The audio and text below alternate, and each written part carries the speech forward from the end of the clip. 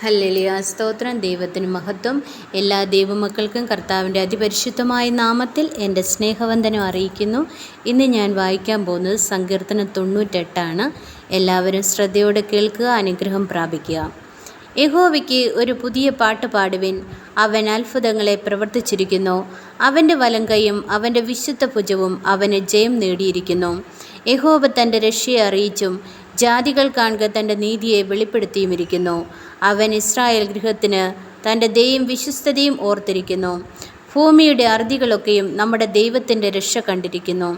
സകല ഭൂവാസികളുമായുള്ളവരെ യഹോവയ്ക്ക് ആർപ്പിടുവിൻ, കൊട്ടിഘോഷിച്ച് കീർത്തനം ചെയ്യുവിൻ. കിന്നരത്തോട് യഹോവയ്ക്ക് കീർത്തനം ചെയ്യുവിൻ. കിന്നരത്തോടും സംഗീത സ്വരത്തോടും കൂടെ തന്നെ കാഹളങ്ങളോടും തുര്യനാദത്തോടും കൂടെ രാജാവായ യഹോവയുടെ സന്നിധിയിൽ ഘോഷിപ്പിൻ. സമുദ്രവും അതിൻ്റെ നിറവും ഭൂതലവും അതിൽ വസിക്കുന്നവരും മുഴങ്ങട്ടെ. പ്രവാഹങ്ങൾ കൈകൊട്ടട്ടെ. പർവ്വതങ്ങൾ ഒരുപോലെ യഹോവയുടെ മുമ്പാകെ ഉല്ലസിച്ച് ഘോഷിക്കട്ടെ. അവൻ ഭൂമിയെ വിധിപ്പാൻ വരുന്നു.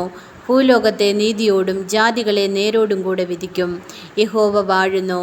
ആമേൻ, ആമേൻ, ആമേൻ. ഹല്ലേലൂയ, സ്തോത്രം. ദൈവത്തിന് മഹത്വം. ഹല്ലേലൂയ. യേശുവേ നന്ദി. ഹല്ലേലൂയ, ആമേൻ.